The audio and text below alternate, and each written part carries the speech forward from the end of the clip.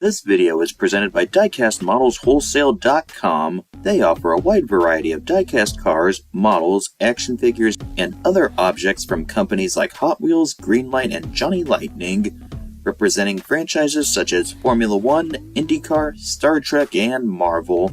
This is just a small sample of what Diecast Models Wholesale offers. They have an A+ rating from the Better Business Bureau. For a special deal from me, Ryan Holman, use the link in the description of this video and as the pinned comment for it.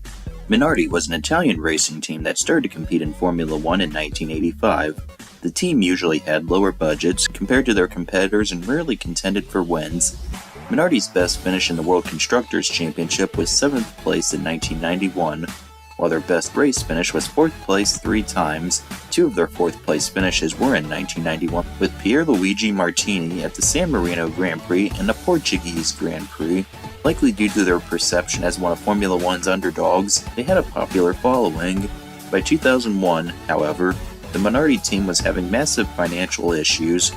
It was purchased by Paul Stoddard, owner of the British airline European Aviation. Under Stoddard's ownership, Minardi competed from 2001 to 2005. In their last year, Minardi finished 10th out of 10 teams in the championship. The most notable moment for them in 2005 was at the United States Grand Prix, where only the 6 entries using Bridgestone tires started the race.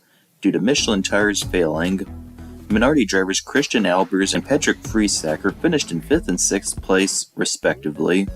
Red Bull took control of the team in 2005, and part of their purchase included renaming it to Scuderia Toro Rosso.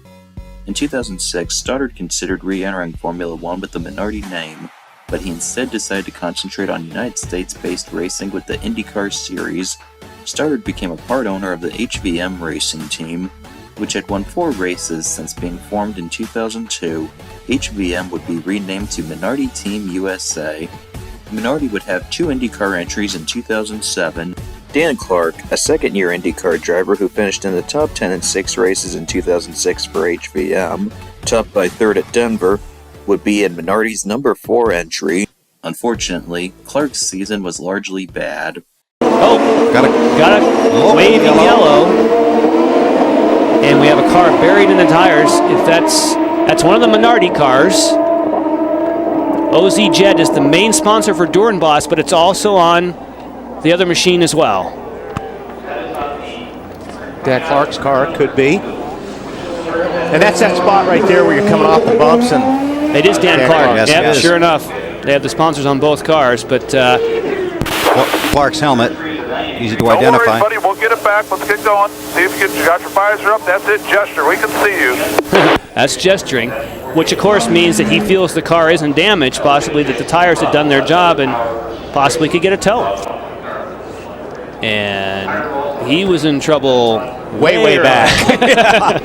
That's a tricky part of the track, and it got Dan Clark. I'm done, and a tangle wheel. Johnny gets tagged by Catherine Legg. Now this is at the Turn 2 complex, the chicane, just past the end of pit road, and Legg stuffs the Dale Coyne car into the wall. We're full course yellow with 27 minutes to go. And look at this, Dan Clark tagged Catherine Legg's car, we're told, and Clark has damaged heavily the OzJet Minardi Ticketmaster car number 4, so Speedy Dan's day will be over before the checkered flag. Left front corner of that car heavily damaged. And one car in trouble, Speedy Dan Clark. Yeah, you can't do it on slicks. You know, he did a great job for a few laps, but that's a really hard job on a slick racetrack. I am astounded, Jan, and I don't claim to be an expert in Champ Car strategy, but I'm astounded they didn't bring him in maybe 1 lap. Well, sometimes it's a driver's choice. Sometimes they'll say, I don't need rain tires, I can do it.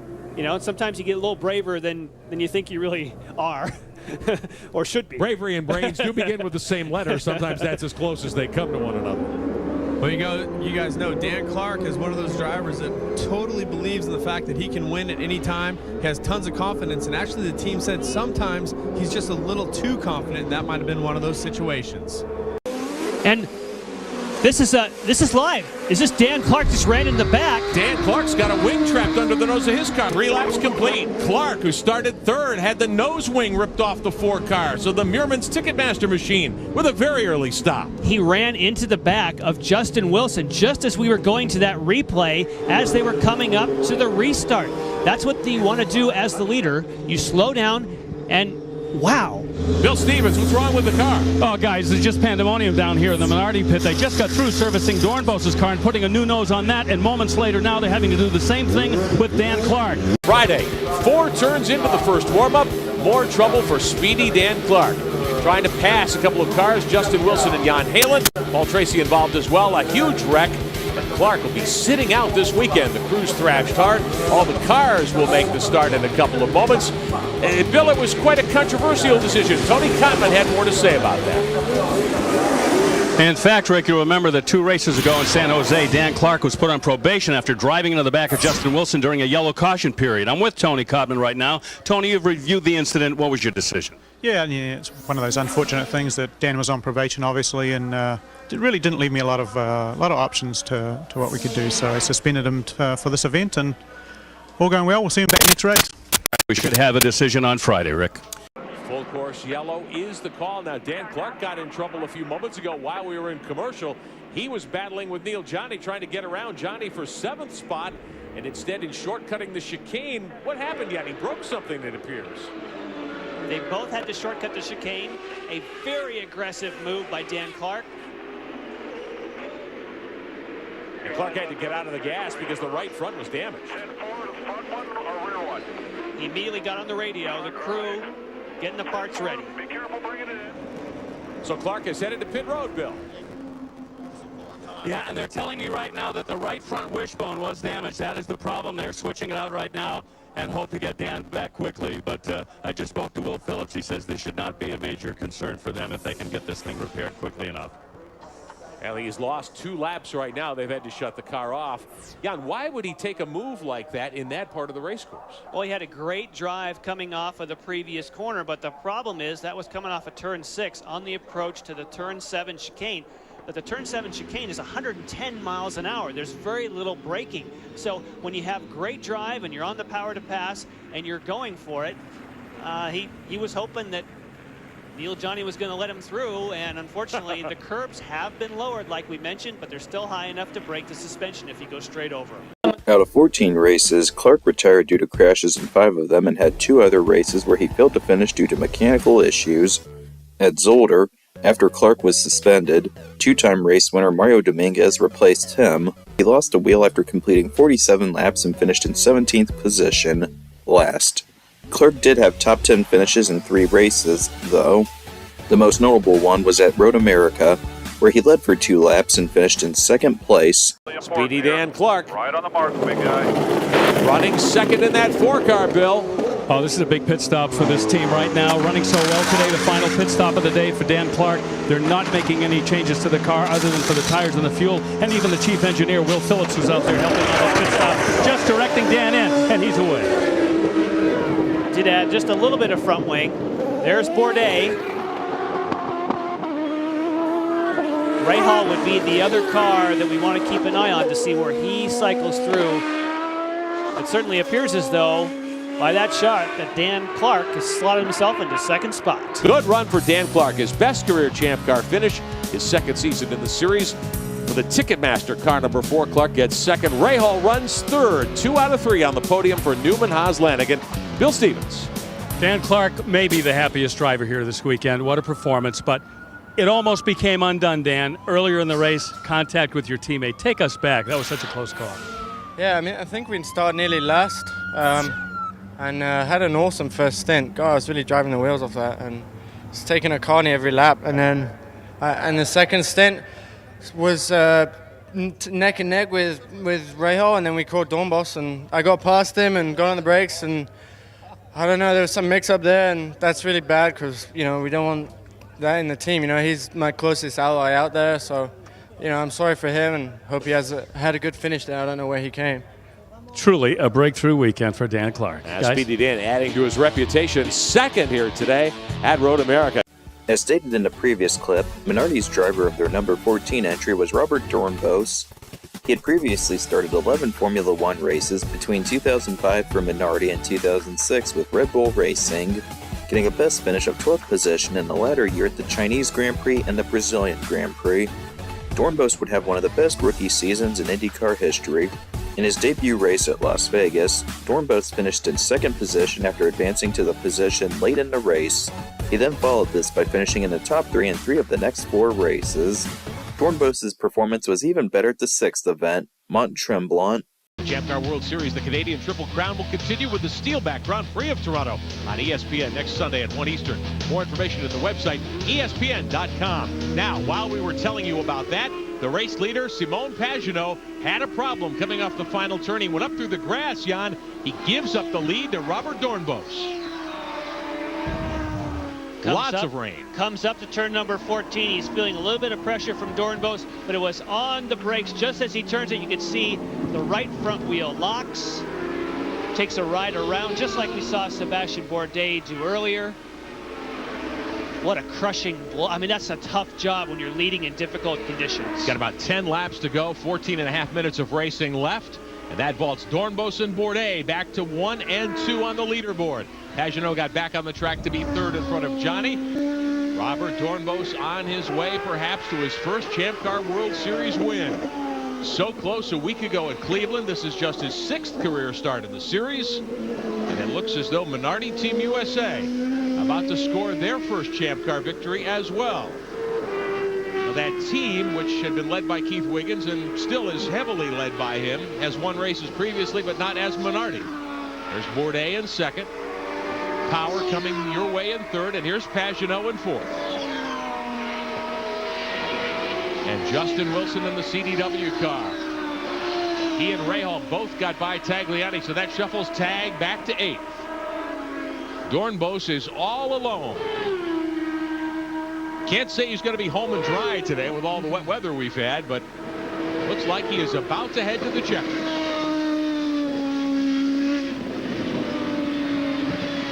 Final time around this 2.62 mile layout at the Circuit de Mont Tremblant under the CDW bridge. And Dornbos in the ESPN car number 14. Coming to the final 2 turns. It's been a great early Champ Car career for Robert Dornbos. Very personable young driver. And Robert, I need you to pit this lap for champagne. Aha! The champagne will spray for Minardi Team USA. Robert Dornbos comes home the winner at the Circuit Mont Tremblant. Well, he's done it, and he's off with the crew.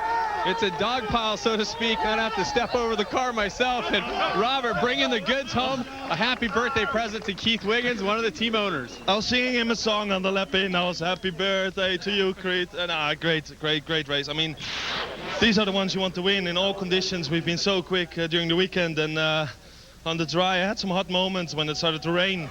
But I was easy to pull away, and also in the wet. And I mean, it's just a great team effort. I'm so happy. We worked very hard for this, and to get our first victory is very special. There was a lot of chaos going on out there, but what about when Pagenaud went off? That surprised you? It did, because he looked on the limit. You know, I was cruising behind him and just counting the laps. So yeah, I was very comfortable in my position, and I knew I was gonna attack, and I waited for it. So 6 races, 5 podiums, and his first win here today. An impressive run for Robert Dornbos. Dornbos' win meant that he and Minardi became the championship leader. They kept the points lead after finishing 6th at Toronto. Unfortunately, they were much more inconsistent in the second half of the season. In the final 7 races of 2007, Dornbos finished outside of the top 10 in 4 events. This included finishing 4 laps down in 14th position at Road America due to the previously shown contact with Clark. However, Dornbos and Minardi got another win at San Jose. You know, guys, Will Power is really superstitious. He doesn't shave anymore during race weekend and always gets in and out of the car. Bobby Dornbos going for the lead in 1. He gets by Johnny. Dornbos throw all the cards into the center of the table, Jan, and he's moving over. Can he give Johnny enough room here? And he just used the last of his power to pass. He decided, I don't want it for the end of the race. He now shows a big goose egg. He took that last 2 seconds. Again, he got all 12, but he shot it. He's got nothing else left. For whatever reason, he thought he had the opportunity. And I thought Neil Johnny was off to the races. I thought he had the car to beat. Yeah. You thought so as well. But Dornbos said, I'm going to use whatever I have left and see if I can hold him off. Dornbos, the surprise winner at Mont Tremblant several weeks ago. Lap, Robert. 1 to go. The indication from J.D. Wilbur in the flag stand to the field here at the San Jose Champ Car Grand Prix. What a great run for Dornbos. So here comes second team. spot. Servia third there behind Johnny. They have swapped that spot several times today. Power and Bourdais fighting over fourth. Ray Hall back there. He is sixth. If the Reds are not as good, you have to say that Neil Johnny cooled them off. We talked about running them off the car, cooled them off. Now he's on it. Robert Dornbos in the Ozjet Minardi Muirman's car number 14. Looks as though he's headed to his second Champ Car World Series win of the year. Final corner, the red back corner for Robert Dornbos. Here he comes to the checkered flag. What a surprise. Dornbos is your winner. 6 seconds back, it's Neil Johnny in second, Servia third, Power fourth, and Bourdais ends up fifth. Well, it looks like an exhausted Robert Dornbos. We have Paul Stoddard down here, Keith Wiggins, and team owners congratulating him. Robert, would you have ever thought coming from 15th position you would have brought home the checkers today? Do you like that? Do you like that? I like it. What a race, man. What a race. Thanks all the boys. I mean, the car was great. It's so much bad luck the whole weekend, so I'm really, really happy now. What about with the accident early in the race? What happened? The chaos ensues. The checkered flags are waving. My questions at this point are meaningless as the champagne is flying and he is going crowd surfing with the team. That's how Bobby D rocks it in victory lane.